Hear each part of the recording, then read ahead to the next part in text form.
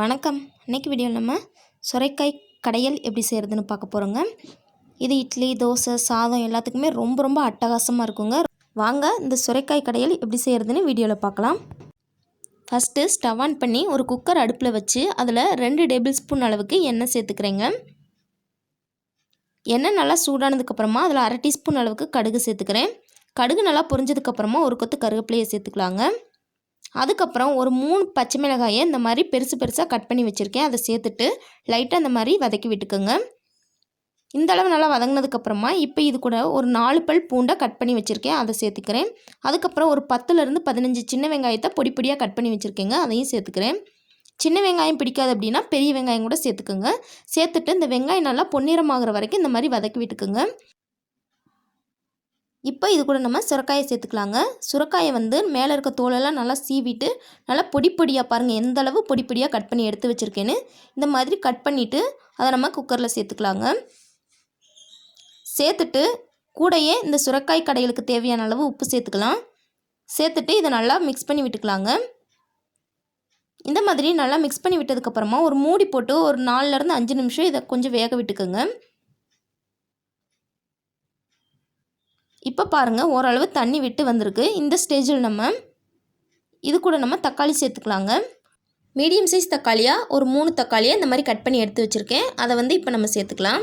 அதுக்கப்புறம் ஒரு 1/4 டீஸ்பூன் அளவுக்கு மஞ்சள் தூள் சேர்த்துக்கலாங்க. சேர்த்துட்டு இந்த தக்காளி நல்லா மசிகிற வரைக்கும் இதை நல்லா வேக விட்டுக்கலாம். இந்த மாதிரி நல்லா மிக்ஸ் பண்ணி விட்டு மறுபடியும் மூடி போட்டு இந்த தக்காளி நல்லா மசிஞ்சு வர்ற வரைக்கும் இதை நம்ம வேக விட்டுக்கலாங்க. இடையில எடுத்து இந்த மாதிரி கிளறி விட்டு மூடி வச்சு வேக விட்டுக்கோங்க. பாருங்கள் தக்காளி நல்லா மசிஞ்சு வந்துருச்சு. இப்போ நம்ம இது கூட மிளகாய்த்தூள் சேர்த்துக்கலாங்க. நான் 2 டீஸ்பூன் அளவுக்கு குழம்பு மிளகாய்த்தூள் சேர்த்துக்கிறேன். மிளகாய்த்தூள் உங்கள் காரத்துக்கு தகுந்த மாதிரி சேர்த்துக்கோங்க. ஏற்கனவே பச்சை மிளகாயும் சேர்த்துருக்கோம், அதனால் பார்த்துட்டு அளவாக சேர்த்துக்கோங்க. சேர்த்துட்டு இந்த மாதிரி நல்லா மிக்ஸ் பண்ணி விட்டுறலாங்க. மிளகாய்த்தூள் சேர்த்து இந்த மாதிரி நல்லா மிக்ஸ் பண்ணி விட்டதுக்கப்புறமா இப்போ இது கூட நம்ம தண்ணி சேர்த்துக்கலாங்க. நான் ஒரு 1/2 டம்ளர் அளவுக்கு மட்டும் தண்ணி சேர்த்துக்கிறேன். நான் திக்காக தான் செய்ய போகிறேன், அதனால் 1/2 டம்ளர் மட்டும் சேர்த்துக்கிறேன். உங்களுக்கு தண்ணியாக வேணும் அப்படின்னா கூட கொஞ்சம் தண்ணி சேர்த்துக்கோங்க. சேர்த்துட்டு குக்கரை க்ளோஸ் பண்ணி விசில் போட்டு ஒரு 3 விசில் விட்டு ஆஃப் பண்ணி ப்ரெஷர்லாம் ரிலீஸ் ஆனதுக்கப்புறம் ஓப்பன் பண்ணியாச்சு. பாருங்கள் நம்மளோட சுரைக்காய் நல்லா வெந்து வந்துருச்சு. நம்ம குக்கரில் வேக வச்சனால நல்லாவே சூப்பராக வெந்து வந்துடும்.